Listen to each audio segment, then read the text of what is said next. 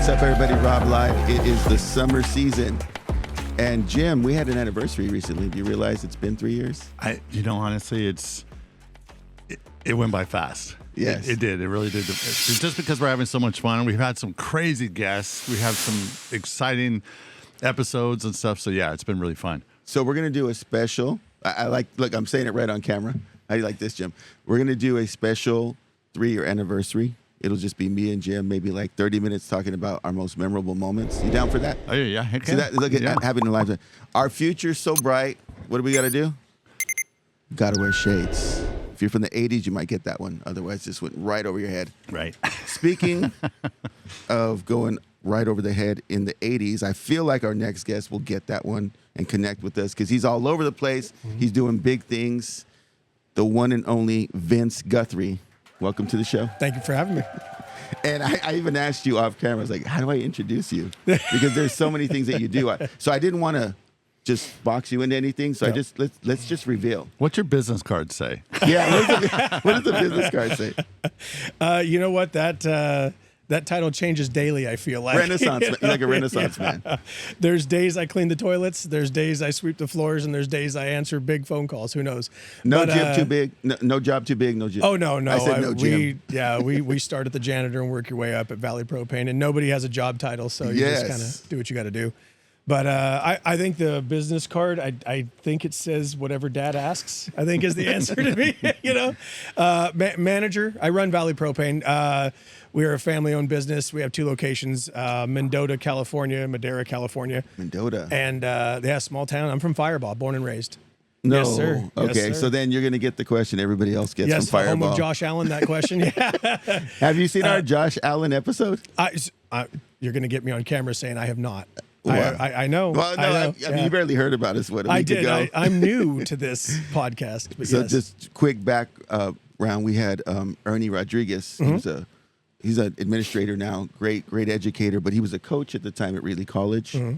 And he shared on the couch here about that recruitment process of identifying this amazing athlete from Fireball that no one was noticing at the time. Did you guys grow up together? So Josh is younger, okay. quite a bit younger. Your class of? I'm class of 2001. 2001. Yes. So Josh Allen, I don't know when he graduated, but I know my sister babysat him. So. But great family. I've known the Allen family for years.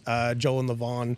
I remember when they used to have the dance studio next door to the local restaurant, stuff like that. And Joel's been farming, a great guy. They're great for the community. They've always given back. Good people. So you went to Fireball High School? I went to Fireball High School. So what was that town like, that community?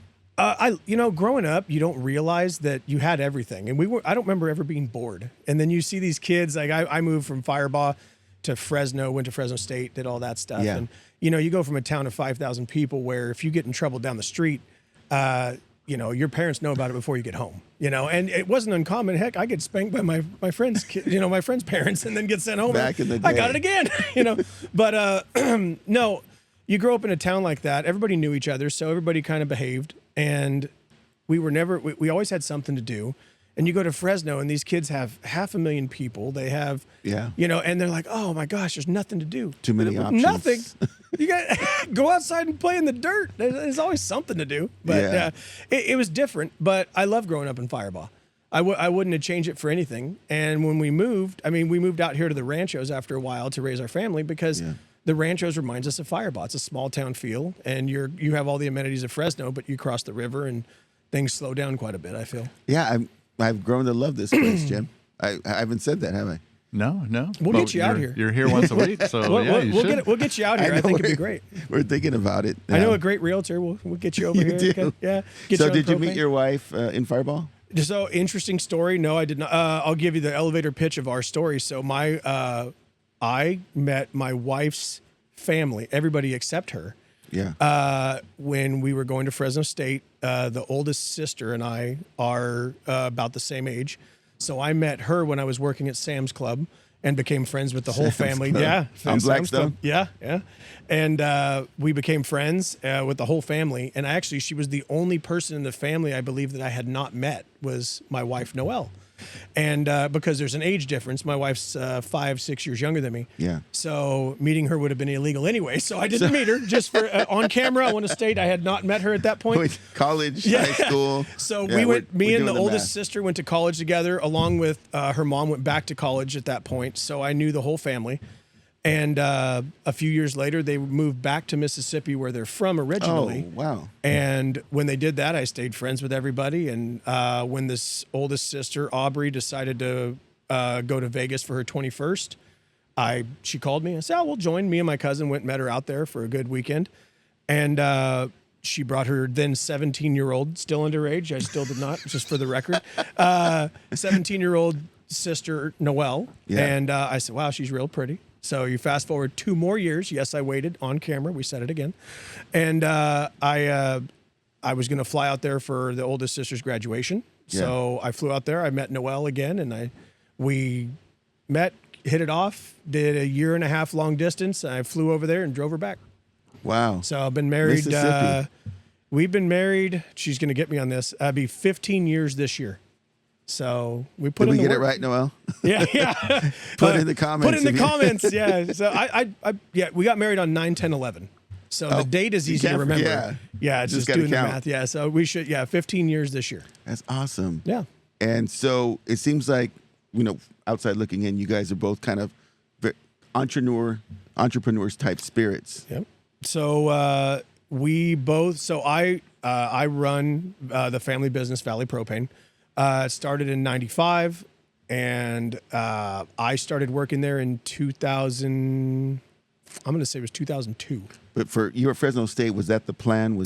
It was not. I went to Fresno State with a degree in public relations. So shout out to. I see that totally. Yeah, shout out to the MCJ department of Fresno State. If it wasn't for Betsy Hayes and Tamara Pierce, I would not be doing what I do now. But somewhere, Is there 2 professors? 2 professors. Yes, and Betsy Hayes. Yes, I know that name. she was a go getter. Is there like a building named after her? I or- don't know, Does she but have a there center? should be, because she was a saint.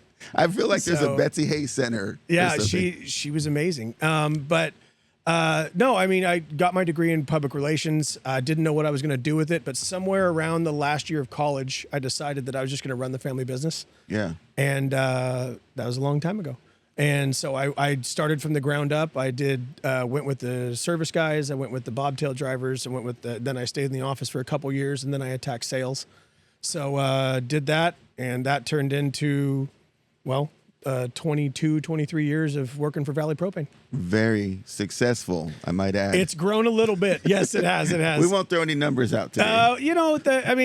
It's doing well. It's doing well. It's ever changing though, Yeah. because I remember we would celebrate picking up 2 or 3 house accounts, and if we lost one, we'd say, "What did we do wrong?" I think as every business owner should do. Yeah. And we still look at that. We still want to know what's going on, highs and lows, but you almost take an average now. We picked up 200, we lost 15. Okay, I want to know why we lost the 15, but I'm not losing sleep over Yeah. losing 15 anymore. You just, sometimes that's what the market does, gives and takes away.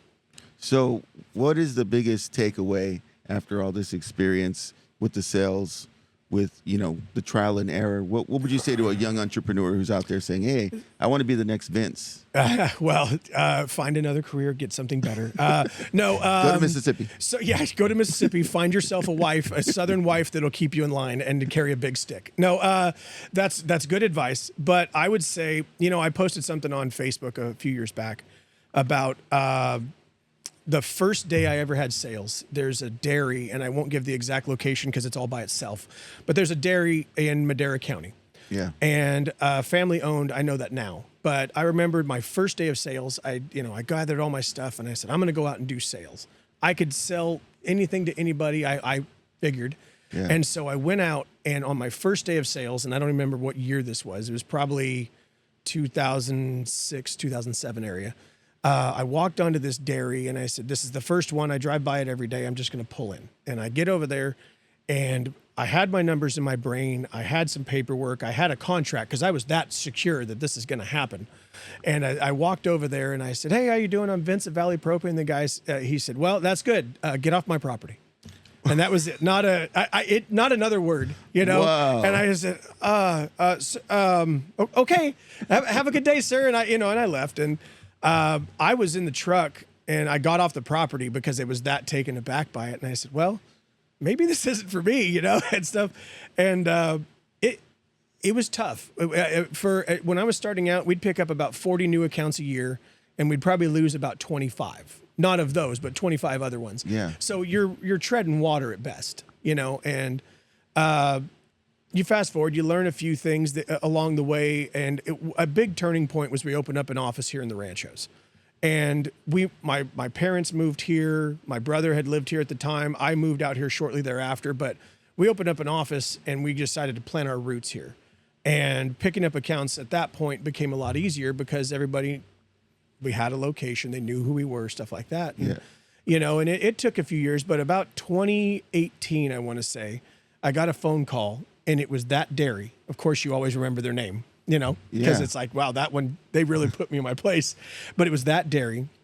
And they said, hey, we own a dairy. We're over here and wonder if you can come by and take a look at what we got.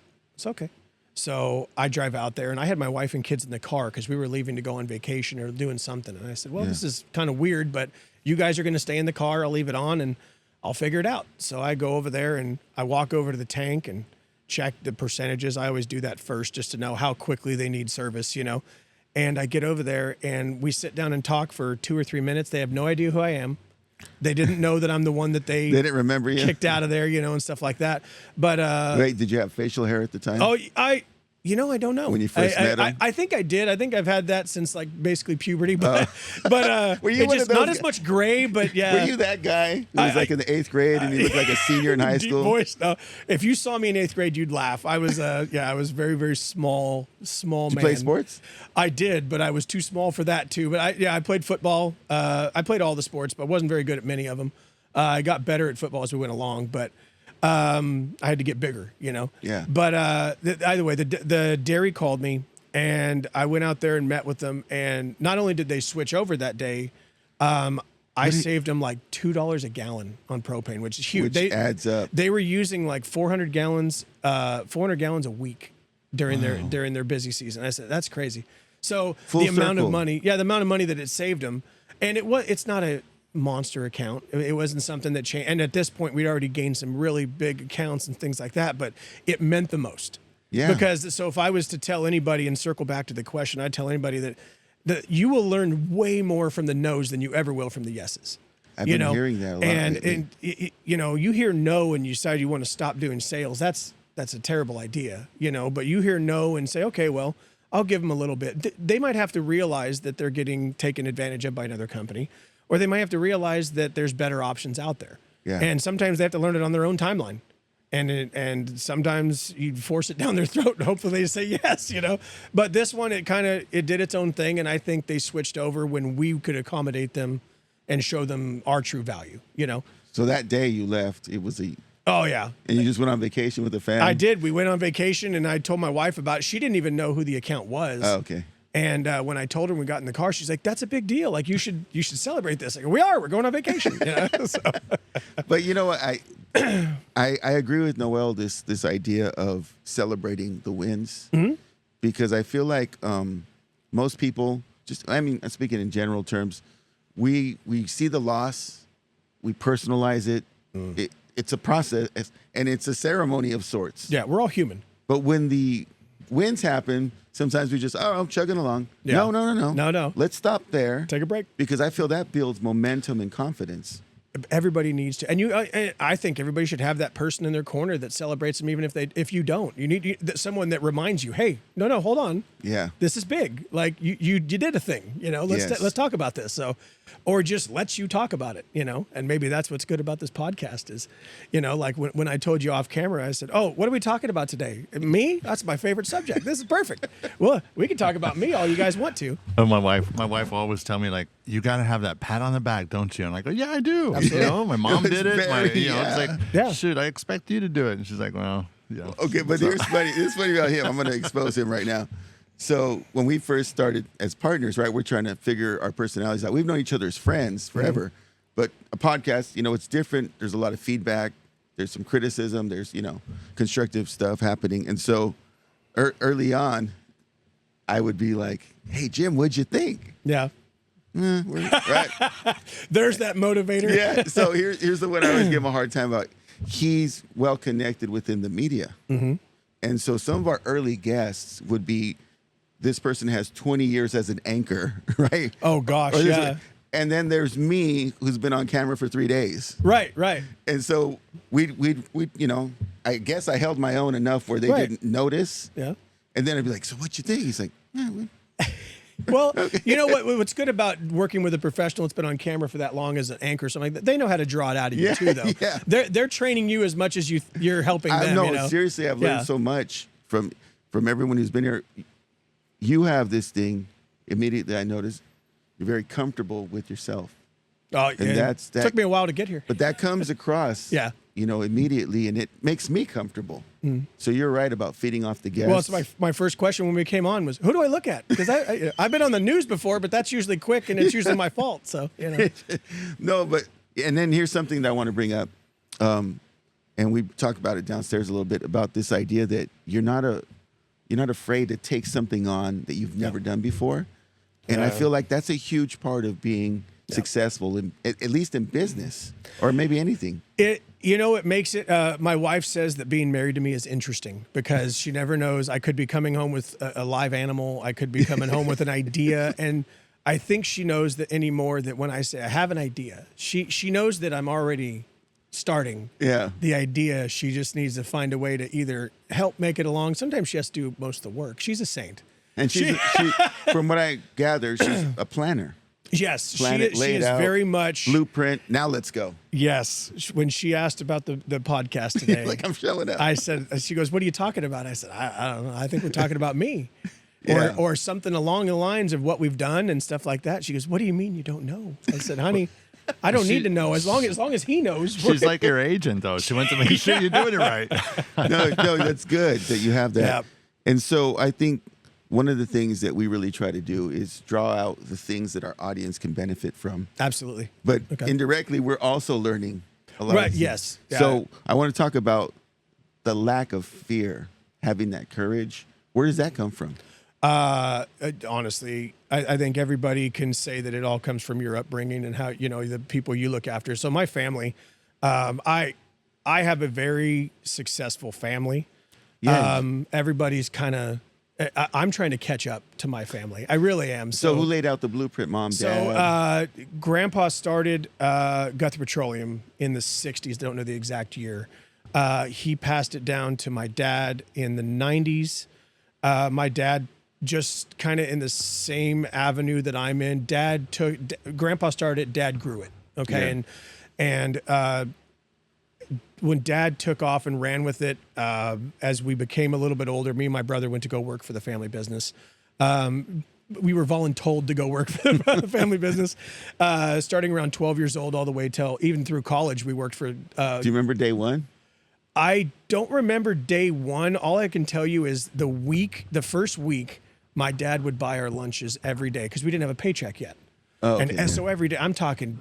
Anybody that's been to Mendota, California, I would love to shout out that Martinez Drive-In is where everybody used to work as kids. Martinez Drive-In. They closed down years ago, but I think the owner's name was Danny. But best place, oh God, best burgers you could get. Love them, and you can still smell the grease in there. It's great, But we used to go eat at Martinez Drive-In every day for lunch for that first week, and double bacon cheeseburgers, fries, milkshakes, the works. $25 for me and my brother to eat back in the 90s, And the second week from that point on, we had a paycheck.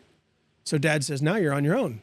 We're getting the $1 menu fries and the $1, 2 tacos for $1 and this and that. We ate like poor people for the rest of the time. I said, but it was perfect because Dad says, see what it is when you're eating off someone else's dollar, you need to respect that, So yeah, I guess. And so don't go order the steak and lobster every time unless Jim's paying, type of thing. Yeah. But so Dad took over. Dad owns the bit. Dad still is a big part owner in that one. My brother Adam took over as owner of Guthrie Petroleum. Yeah. And he is doing big things with Guthrie Petroleum.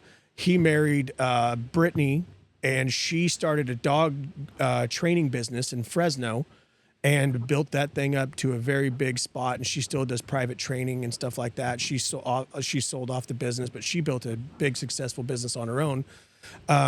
My mom is known throughout all of the, I don't know if world or nation or what, but she's huge in the sonography field, ultrasound, and especially in prenatal and kids and stuff like that. Oh, wow. And so she started up an accredited program for ultrasound, and she teaches here it in now. Fresno? Yes. What's the name of the school? I think so on camera, I'd hate to say the wrong answer, but I think it's tied through, this one's through Community Hospital, I believe. Okay. The reason I ask is I have a really good friend from Los Angeles, best friends. We grew up together here in the Valley, and his daughter moved back here to go because there was a great school for ultrasound. I'm hoping, and I would imagine, so if she in the ultrasound field will know of my mom, Joy Guthrie. Joy Guthrie. And she's been on lots of podcasts and interviews and everything like that, and she's very well accredited in her. So, I come from two parents that have built massive followings on themselves, whether they want to or not.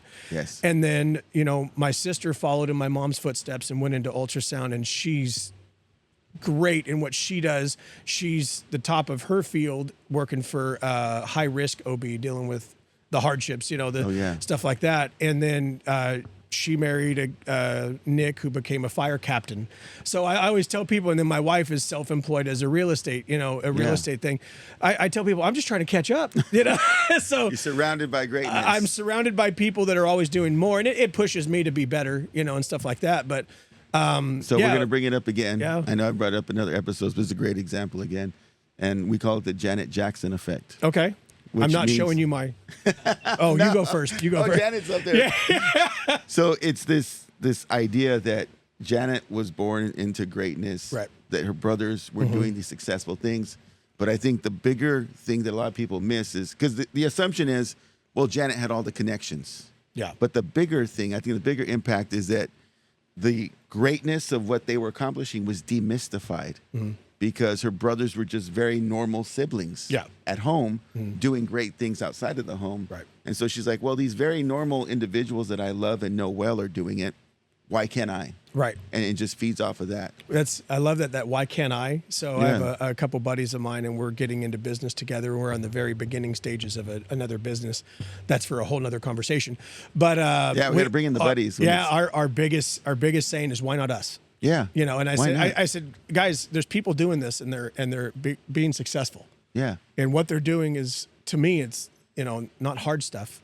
It's just different stuff than we're used to. Well, why not us? Why can't we do it? See, that's the spirit there. And Vince, you're on the same page as Rob and I, because when we started doing this, we started thinking like, man, people are killing it on these podcasts that, no offense to what their success is like, we could do so much better. Right. And that's one thing. And we have. And so it's one of those things where we're 3 years in, congrats to ourselves for that. But it's like, we just see all these other podcasts that have success, and we're just like, where's our turn? Because we got some talent. We got some people on our Vince shows. Guthrie we got Vince on the show, right? Yeah, every once in a while you have to have that low, No, I was excited to meet you. Now, I want to talk about absolutely the biggest peak of excitement that I had. It's a great segue. Thank you, sir. Right, there you go. Community work. Jim says, the way he described you is like, Vince is raising money for this, or he's doing all these great things for be above and beyond the business. And a lot of times you have successful business people, and they're like, hey, if it makes dollars, it makes sense. Right.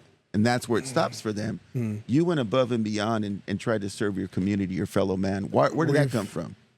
So my parents always told me, make a little money, give a little back, and they're very huge about bumper sticker. There's our bumper sticker right there. Yeah. I coin it at Vince Guthrie. Yeah. Make a little money. Right. Give a little back. And so I don't know. We started off, we went to a Catholic school in Firebaugh that's closed down over the years, but they used to have so many fundraisers to help just to pay the bills and keep things going because it's expensive and things like that. So my family, started with, I remember Grandma and Grandpa would say, hey, we're going to do a taco booth and they did that for years and years. They might still do it. I don't know, at the Cantaloupe Roundup in Firebaugh. And we'd do a taco stand, and everybody would go over and get ground beef tacos. I used to call them white boy tacos because they're all I ground love the beef. ground beef Hey, love them. And I'm going to have some every today year, because he said that. yeah, they'd tell us, all right, let's go get the fridge. Let's go get this. We had to do all the delivering and things like that. And, and then we'd do a dinner, and mom and dad would be involved. And we were just kids. We didn't know anything about it. But I remember one year, dad said, well, we have to go paint the school. This is a school, like the whole school. I said, why are we painting the school? Why don't they just hire people to paint the school? They said, they did. Us. I said, what? He goes, so I learned that it's a tuition thing, and the way this school was is if tuition was expensive as it was for 3 kids, and stuff like that, you could work it off. And so Dad said one year, it was a tight year. We painted the entire school, painted the backstops, the bleachers. We painted everything. And I said, wow. This was during the summer. I was like, can't we do this like winter break when it's nice and cool? No. So, but we did all that. So that you pulled from that. I said, we kind of grew up knowing that sometimes you got to be part of these fundraisers and stuff like that. And I don't know where it happened in the ranchos, but I got pulled in probably by the Chamber of Commerce to help run one of the crab feeds or something they do. Yeah. And I said, guys, we're doing the crab feed. We're doing the fireworks stand. We're doing this. We're doing this. We're doing this. Let's just do one big one a year instead of 15 small ones. And I think they still do quite a few fundraisers. I don't know of all of them that they do, but when we started doing our own, I said, I'm going to start doing like 1 or 2 big ones a year. That way I'm not hitting my friends up for 7. I tell people I'm an expensive friend. Because we're always raising money for somebody. But then I think actually it's how Jim and I met was when we were raising money for was it tennis? Was it? Yeah. Was it the poker thing? Yeah. Yeah. It was tennis, right? Mm-hmm. So, but it was through athletics. So yeah, it was one of the athletics teams. Yeah. It was something. But I decided one day my buddies want to play poker. I love playing poker, and I said, why don't we just do it as a fundraiser? So I told my wife, I said, I have an idea. And she, great. She's so mad. God bless her. Line, God bless her. I have an idea. And she said, you're going to do it anyway. I said, I'm absolutely going to do it. I just got to figure out the who, what, where, when, why, how. And so we did. And I said, first I need to buy poker chips. And here comes Amazon. And I want to say I started off with around 13,000 poker chips. And I said, I have an idea on how 1,300 is what they were gonna say. 13,000. And I wanted a certain set, a certain color scheme, a certain this. And I said, now we just have to pre-bag it. We have to do this and that. I said, let's pre-bag it all. Let's do it. That way it's ready to go. And her brain switched into how to do this the most efficient way. My brain switched into how do we get 50 people to come play poker. Yeah. So what do? We start giving away guns as prizes. That gets everybody in. So I partnered up with a local gun store and we started doing that. And that eliminated where we could do some of the events and how we can advertise certain things because certain groups were not okay with us using that word. And I said, okay, well, we're giving away Second Amendment stuff. Is what we're giving away? Second Amendment. All depends on, Second Amendment goodies. That's right. Wow. That's right. And so we still partner with the same location that does that out in Madera. And we still... Was this through Liberty High School? So we planned an event and looked for someone to give the money to instead of the other way around. So nice. I said, let's do a poker tournament. Who's getting the money? We'll cross that bridge once we raise it. So I think the first tournament we ever did, we raised money and then looked for who to write a check to. And I told everybody... That's unheard of. I told everybody, I said, guys, we're doing this as like a tester run. And so we're going to raise money. And our goal was like, we're going to raise like $1,000, right? I figured it's a first time. That's a good goal. I want to say, the chips. Yeah, I want to say the first one we raised about $4,700. Wow. And I said, like now we got a lot of money. And boy, we went to the school and I said, all right, so we got some cash and we got to give it to somebody. Can we pass it out to people? And I think from that point on, I want to say Jim contacted us or we reached out to say, who needs money? Yeah. We're going to do more poker tournaments. Who needs it? And so in doing that, we started doing these poker tournaments, and they're not scheduled by like once every 6 months or anything like that. But when we started doing it, they started to pick up, and really you get the same people. There's some great people here in the ranchos that are business owners that have the same mentality, and they're huge about giving back. I mean, you've seen it with Pizza Factory, and Yeah. you've seen it with a lot of the local businesses. There's Evans Energy. There's a few guys, Vizina Industries. Well, a lot of them are local kids that went to school here. That's right. So Yeah. they want to bring back the revenue and stuff that the kids could benefit from the school. Absolutely. And I hit those guys up. I hit up the Bandy family, like we know Mr. Anthony. I hit up a lot of those guys, and I lean heavily on some of these guys, and I'm like, hey guys, we're doing this. I need an item, need a prize. Yeah. And we start raising money, and now we go into it knowing who we're giving the money to, by the way. So we learned our lesson there. You can't just walk over with cash and be like, who needs it? No, you can't. So, but yeah, it blossomed into,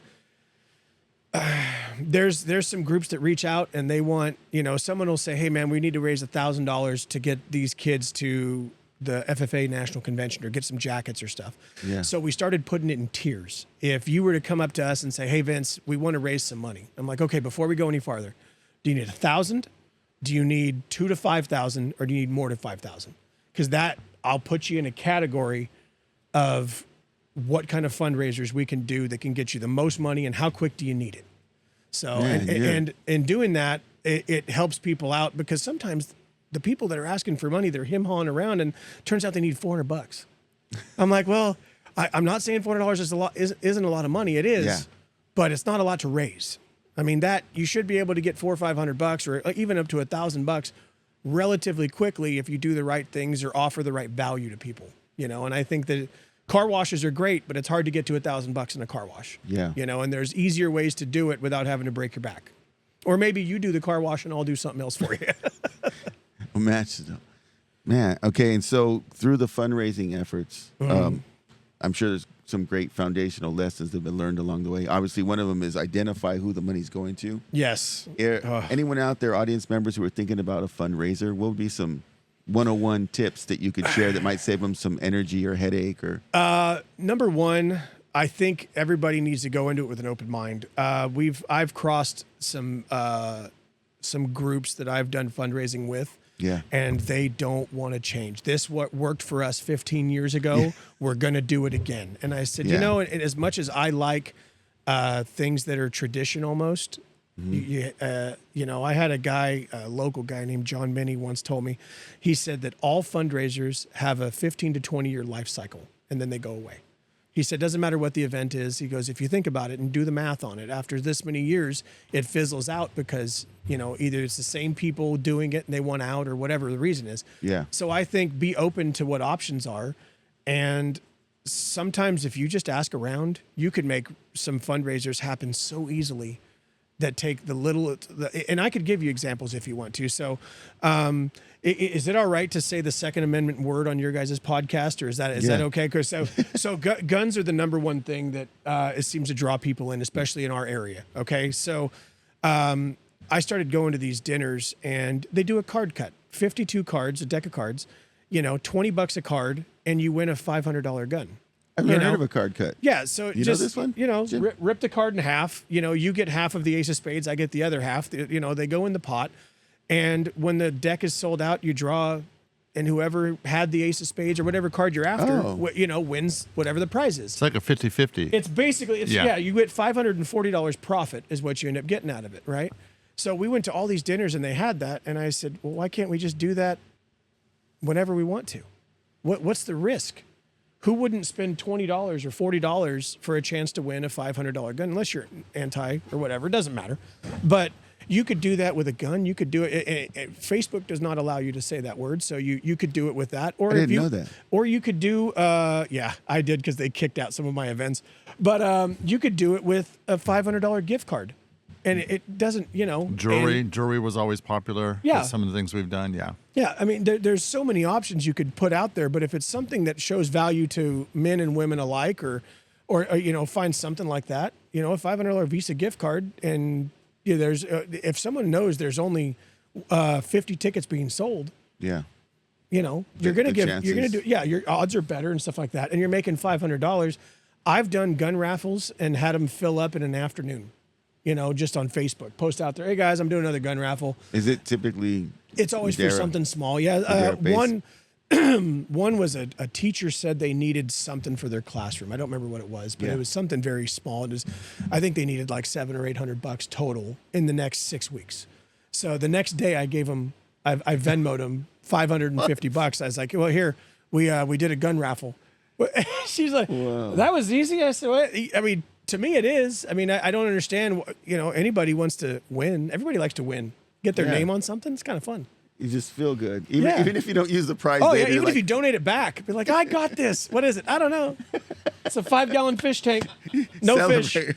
Yeah. The only place where, because usually people will clap along, right? If you win, like, oh, good job, Vince. Yeah. Like you accomplished something.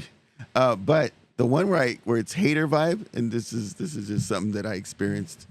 Oh, bingo. When you go to bingo. Oh, right? yeah. Everybody boos. Because you just killed everyone's. And God forbid you missed it and you called it wrong. They're cussing you all the way out. Yeah. I think that's worse. Yeah, when it's way worse. You make a big scene that you got bingo and then they're like, nah. You should leave, sir. Yeah, one of those things. That's a 9, my not a parents 6. would say they would always be like, because we live near Lemoore, right? Tachi Casinos there. They support us with a lot of our nonprofit work, but they have a huge bingo hall, right? Oh, yeah. Thousands of people. Yeah. And so my mom and dad were always like, you got to go free on your birthday. I said, all right, it's my birthday. I'll go free. And so I went. It was the worst because I was watching people just get hated on left and right. I'm like, I don't want to win. It's not worth. They're going to jump me in the parking lot. Yeah. Because as soon as you won, I thought, because, we're teachers. And when we have things at school and somebody, oh, Jenny got, right? Yeah. These guys. No, not in bingo. And I was like, this vibe is bad. Even on your birthday. Yeah, They then it don't doesn't care. matter. It's Well, like- there's some big money in that, though. Yeah. I've heard of it. I've never won anything in that, Thousands. but I've heard people walked away with quite a bit of money. Oh, They should donate that. We could find a good place for that money to go. You have some ideas? Yeah. We're going to try something new here, Jim, since 3-year anniversary. We got to grow, right? Good. We call it rapid fire Okay. with depth. Okay. Okay, so we'll try to answer as quickly as possible. Get through these. I'm in. We'll try not to go too deep. Okay. Keep it What's legal. one belief you had at 30 years old that you no longer believe today, given your experience? At 30 years old, besides raising kids is easy, that one was. How many kids? I have 2 daughters that are 11 and 13. Okay, yeah. And that's I have a 14-year-old. Yeah, so at 30, that was easy raising those kids, especially as one was just being born. But now that's a lot more difficult. Other than raising children, because I think everybody can relate to that one, I would say that at 30 years old, these are some great questions. Yeah, jumping into this. No, it's okay. I would say that it changes. Your thought of business changes when you're 30. Because at 30, I mean, obviously I wasn't in the position. I was kind of in the position I am now as running the business already. But at 30, you're younger than everybody else. Yeah. A lot of them in the industry. So when you go in these big meetings and stuff like that and you're doing some bigger jobs, you're looked at as a kid, and they almost overlook you, even though you have the full weight of the company that you're representing. Yeah. You're still looked at as okay, youngster.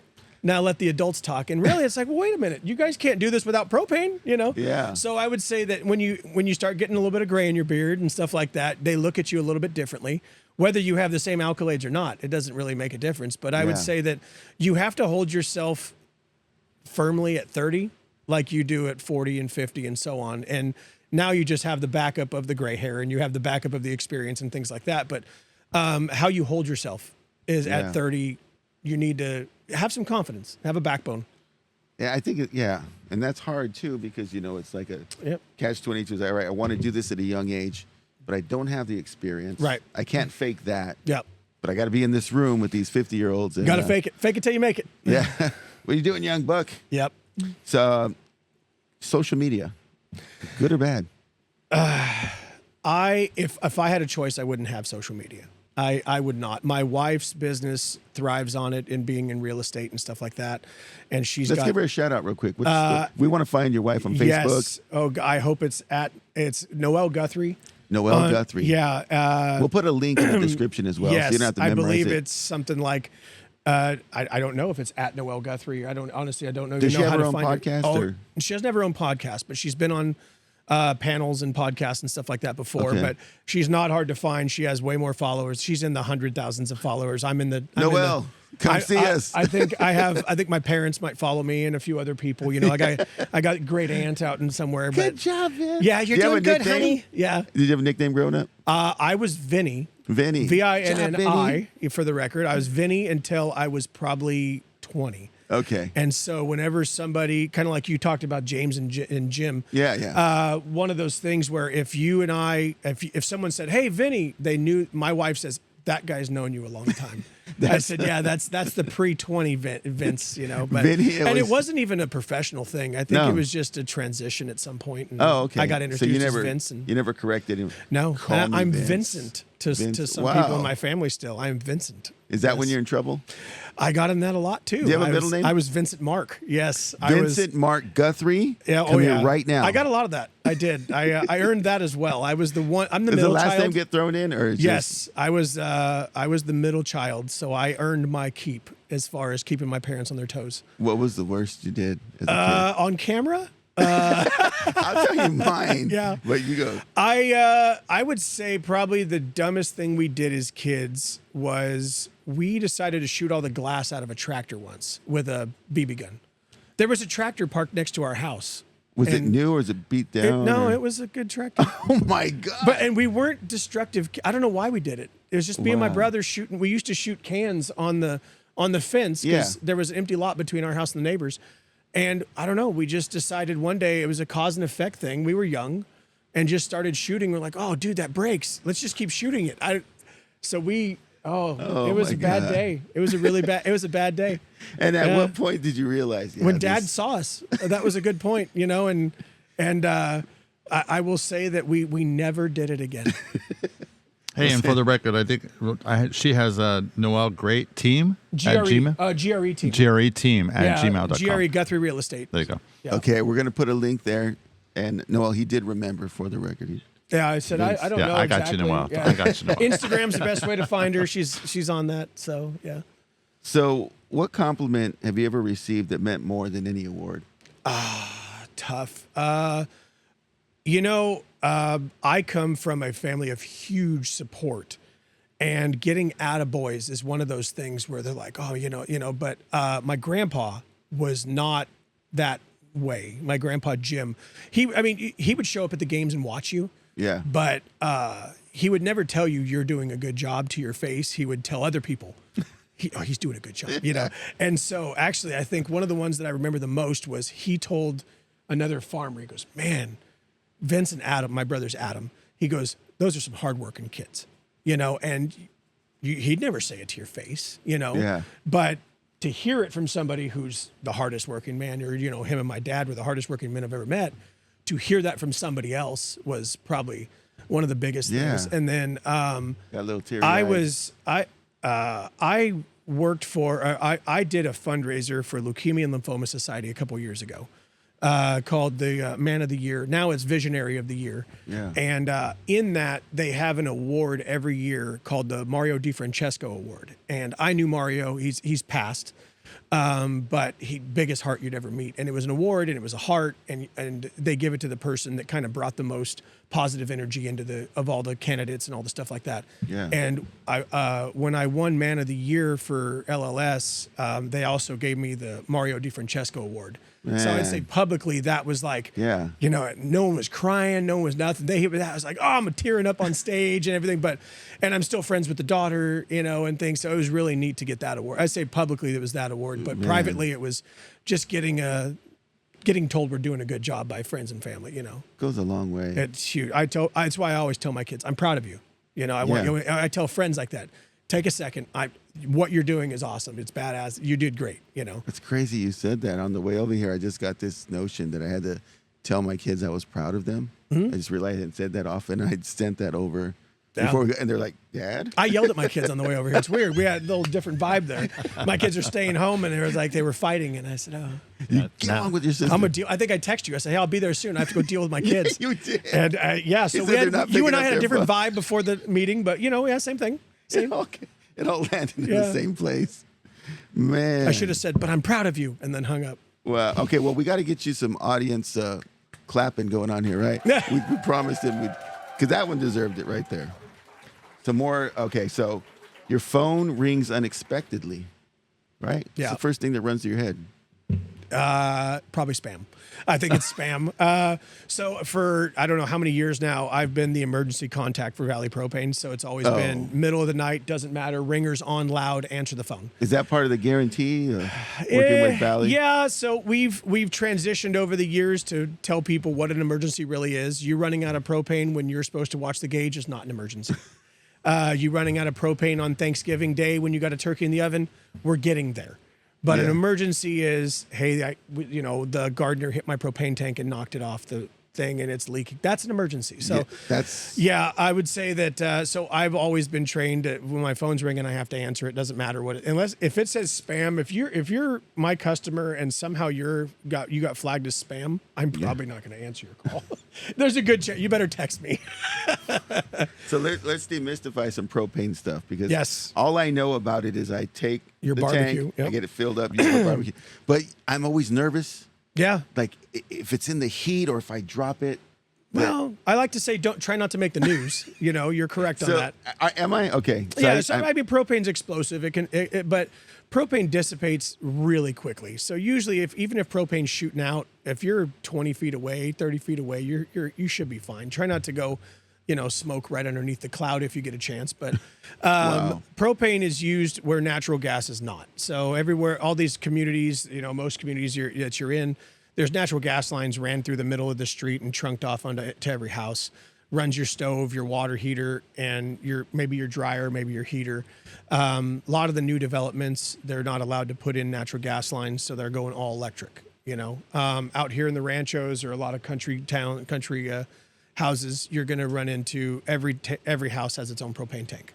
So it takes the place. It runs the most common is probably your stove, your water heater, and the heater on your roof. So, but yeah, you're going to have a 250 to 500 gallon propane tank on your property, and you're going to call us to fill it up, or we're going to come by and check it every so many months and just keep you topped off. And, as long as you pay your bill, we'll keep you warm and everybody wins. Yeah, that's great. Yeah. A little bit bigger than the barbecue cylinders. Yeah. Yeah. So with that being said, what has been the craziest call you've had to address?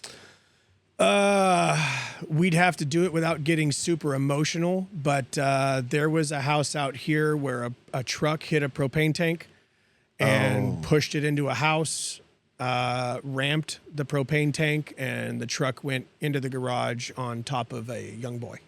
Oh, so man. I would say that was the worst call we've ever gotten. Was they called me because at the time liquid propane was blowing into the house because it sheared the valves off, and all the firefighters who were trying to rescue any survivors or even the young boy and stuff like that, they couldn't use any tools that could cause a spark. There was a lot of they were getting propane poisoning by the minute because they were in there too long. Breathing it in. Yeah, and so I got a call and we went out there and we had to get the propane tank safely away from the building so that we could help in any way possible. But I'd say that was probably, I know this took a lot of out of this podcast. You saved lives, though. Well, the firefighters did all the saving. What we did was just make sure nothing went boom. We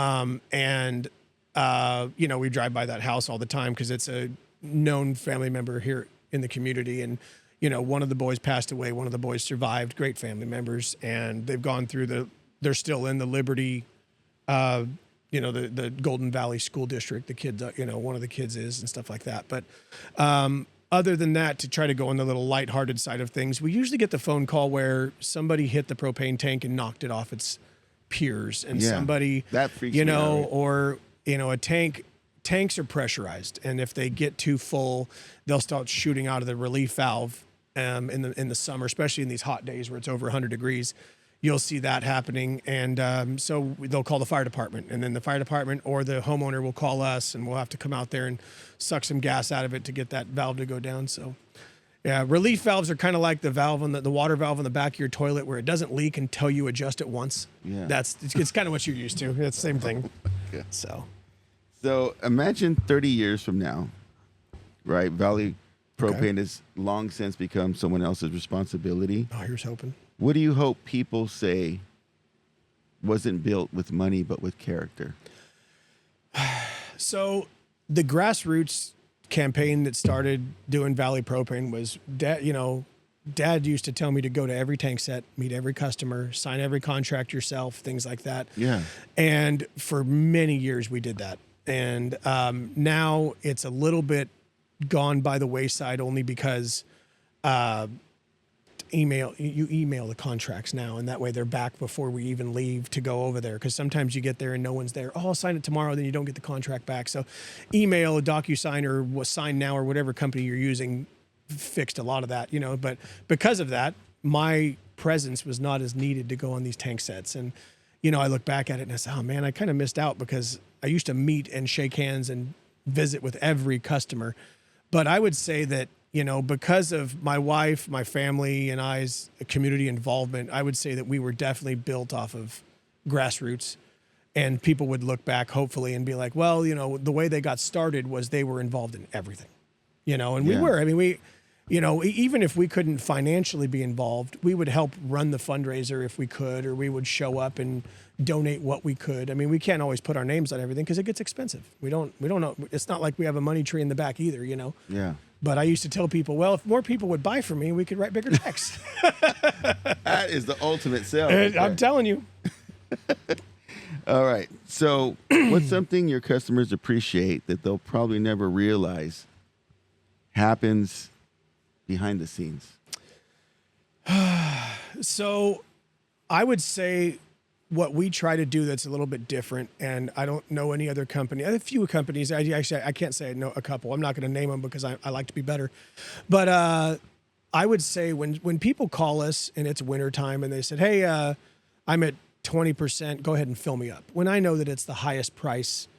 One thing that people don't know about propane, at least with our company, is we make the same margins year round. I don't make any more money in the winter months off of you than I do in the summer months. As some companies, they move their margins way up because of supply and demand. We don't. So we tell our customers, if you're calling and you're getting a fill in the middle of winter and it's, $3.25 a gallon, and I know that the market's going to go down in the next 2 weeks, we'll tell you, hey, either try to ride it out or order less gas. Don't fill up your tank. Let's get you 150 gallons and get you through, and then you'll save some money on the back end. Wow. And a lot of companies just say, fill you up? Okay. And they'll go out there and they'll fill you up, and you're going to get a $2,000 bill instead of a $800 bill. And I think that by doing that, I had a guy call me today, lives here in the Ranchos. He said, hey, Vince, what's the market doing? I said, well, it's starting to trend down. I can see it going 10 or 15 cents a gallon cheaper. So just wait. And I hope that sets us aside from some of the other ones. Yeah. Is, we tell people, if we can save you some money, we will. I'm going to make the same margin regardless. It just puts more money in your pocket, and especially in today's society, we all need to save a buck or two, Sounds like you're putting people first. We try, and the people that are jerks, we don't tell them that. You have to be nice too, That's kind of, if you guys are really problematic, and we're going to be like, okay, we'll top you off today. Not a problem. So there's a little karma involved. Pain in the butt fee, Yeah. No, that part.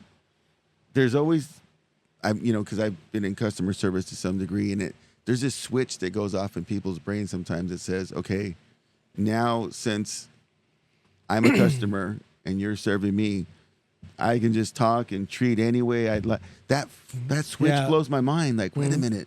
Yeah. You're still looking at a How human would you being. feel? Yeah, one of those things, yeah. And I often think about it now, especially having children, right? If our kids end up in customer service, how would we want them spoken to? Yep. And so that's changed my mentality being on the other side of it. I tell people often, I think everybody should work retail once in their life. Yeah. Everybody should be a waiter or waitress once in their life. And at some point, if possible, everybody should have to sign the front of their paycheck once in their life. I really think that. Because if you get to the point where you start having to sign the front of your paycheck, then you realize you look at things a little bit differently, because you are the last person to get paid. I promise you that much. Yeah. Work the most. We notice it more in the real estate side of things that, my wife, went from being a buyer's agent on a team to becoming her own team. And she built there's a bird in here. Building a very never had that. Yeah, the bird just flew right around, said hi, and flew. There he goes, right back out. That has never happened. It's here. Even birds want to listen in. I'm telling you guys. This is a sign, Jim. I'm telling you. Yeah. This is a sign. I've had woodpeckers up here, but Yeah. No, but that threw me for a loop there. But you know, on the real estate side of things, you know, my wife built a team. She has people underneath her, and everybody's doing. Here it comes. There it goes. Was he on camera? Yeah, he had to be on camera. Oh, 100% he was on camera. I'm just telling you, if you need more like that, I'm like Ace Ventura with this place here. But yeah, that was my one thing is I think everybody should. Now he's on camera. now He's on camera now. there he was. Poor Yep. guy. Oh, that's going to be in our shorts. I love this. He stays out of mine. I know. I'm telling you, I bring in all kinds. You do. Oh man. But I'm gonna before we get off subject. You want to finish what you were saying? That's Sorry. good enough. Okay, all right. Good segue. You know, there we go. Well, Robert, we did, and I know he's this episode, and I'm just going to let the audience know this too. You're giving us a PG version of everything you do in this community because he's not talking about the Easter egg phenomenal thing that he does every year. He's not talking about the tractor, the Rancho's rigs. Yes, the Rancho rigs that we have for the kids to be able to hands-on touch the tractors and the trucks and everything that come to the high school every You don't year. know about this, yeah. There's so much that I see just driving through town. I'm like, oh, that's a Vincent thing right there. It's a Noel thing that I get to be a part of. But 150%, it brings in the community. It brings in everybody together in our Rancho community here. I wish the Flatlander Parade was a little bit bigger like it used to be. Yep. You know, and it's still great. I love it. So there's a Highlander and then there's a Flatlander. Yeah. Right. So I actually won second place in the Flatlanders Parade. I'm going to grab that thing on the way by. As long as that bird make doesn't video. poop on my gear. Came right at So, us. but anyways, so I got to give you props for all that, man, because that really makes this community Those look fun. events are okay. Let's see if we can nail these events down because there's one. It seems like almost every month. There's actually one going on right now, but okay. So we have. I'm getting into the calendar year. Let's go with Easter. Let's start there. So Easter, my wife's real estate company puts on the local Easter egg hunt. Okay. We noticed that the ranchos didn't have a large Easter egg hunt. We went to Sanger once. I think it was Sanger, and there was like a 13,000 Easter egg. Like it was a huge Easter egg hunt. And so my wife says, I have an idea. And oh boy, here we go. So she goes out and she buys 8,000 eggs, Easter eggs, you know, the plastic ones, thank God. But that's her idea of starting the Easter egg hunt. We're going to buy 8,000. Now, 8,000 Easter eggs is not that expensive. Filling 8,000 Easter eggs is expensive. It is, and it took a whole team a while, and we got it all filled up. And that's how she started this Easter egg hunt, was 8,000 eggs to go. So we started doing that, and it was great because now we just need people to show up. And we advertised it. People started signing up. And, you know, I think the first year she probably had like 200 kids show up. Yeah. And I was like, well, that's like 40 eggs a kid. So I guess they're doing okay. But we've been doing that every year now. And that's awesome. So the Easter egg hunt's great. We do it every year. Where do you guys... At the high school. So we contacted the high school and said, guys, we want to start doing events. So we rented out the practice field, and we had to get some insurance and things like that. But for the most part, $1,000 in candy, and you can have an event. You don't need anything else. But some of the local businesses donated bikes and things to give away to the kids. So okay, well, that worked out pretty good. So now we have a full-on Easter egg hunt once a year. Is this like an annual thing? Every year. And the date on that one changes. But the next one is probably our favorite, which is called Rancho's Rigs. So there used to be a family here in town called the Karuba family, Corey and David Karuba. I don't know. I think they still have social media, so shout out to them. But Corey and I and my wife sat down and said, we went to a Touch-A-Truck event where you get to go and put your hands on big vehicles, and it was cool, and all the kids had fun. Why not us? Why not us? So we just started it, and Corey reached out and started getting a few of these rigs, and Noel reached out and got a few of these rigs, and I reached out, called some buddies that had big tractors and things, and so we got all this stuff together. And the first year was 2019 or 2018, I want to say, and I think we had 500 kids show up. Man. And all it is the sheriff's department and Tally Oil and Chad Har Trucking and what is it, Red Rock, Caglia Group, and all these people. The school brings over a bus, the sheriff's department, fire department, everybody brings all their rigs out. There's a guy that has a train that he built, just out of feed buckets and stuff, out of 55-gallon drums, and he pulls them around in his yard tractor. And just all these kids would show up and just have a blast, and they get to climb inside the vehicles and honk the horns and do all stuff like that. Central Valley Environmental brings out some of their big rigs, and we get all these cool rigs, and the kids get to come over and honk the horn, push buttons.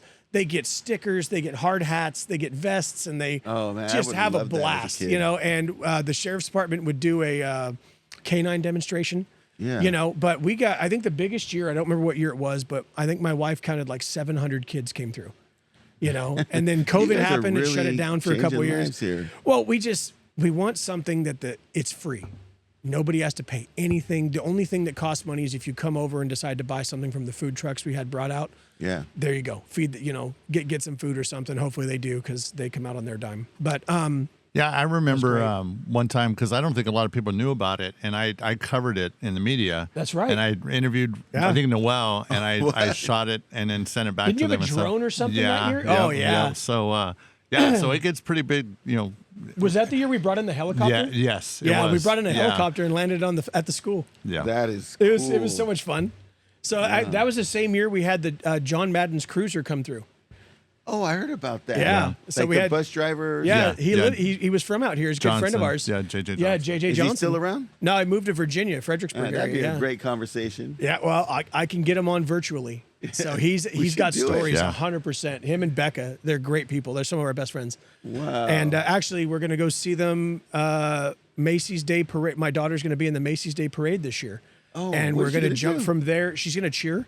Okay. Yeah, nice. she made it on a team out of Texas, and they're going to go down and they're going to cheer during the parade, and then we're going to jump in a car and drive to Fredericksburg and go visit them for a few days and come back. Very cool. Super fun.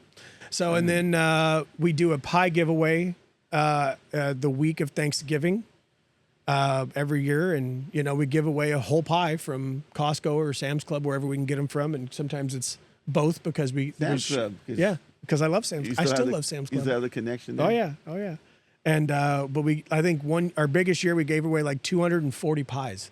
Wow. And it was it's always the week of Thanksgiving. That way you get it's fresh. And people have a hard time buying them there because some asshole bought them all, and that was us. My bad. Here, that's my bad. Here, you get it back. Yeah, you get it back for free. Well, I want to thank you so much for everything you do for communities and for being with us today. That's absolutely amazing. And we want to bring you back at some point. Let me know. Once you get through all the good people, I'll come back. Well, no, like right before these events. Oh, yeah, that'd be great. Right? Yeah. Promote them out We'll bring there. my wife in. She's pretty. Yes, I'd like. Yeah, way pretty. We want to meet Noelle. Always marry up. Always marry up. Of age. Of age. Of age, yeah. Now she's legal, for the record. I'm not saying her age on camera, but she's legal. Well, thank you. So, you guys, check it out. We're going to put a lot of links in here because Vince does a lot of things, and we would love to have that support from you guys. One of the beauties of technology now is that you can support all the great things that Vince and the Guthrie family are doing from afar. So you can be all the way in the country of Georgia, and if you believe something they're doing, I'm sure they have donation links set up for you guys to support those things that are helping here in Madera Ranchos and the surrounding areas. So from James Chance, our guest today, Vince Guthrie, I'm Rob Izquierdo. This is Rob Live, and we sign out saying love, peace, and chicken grease. We out.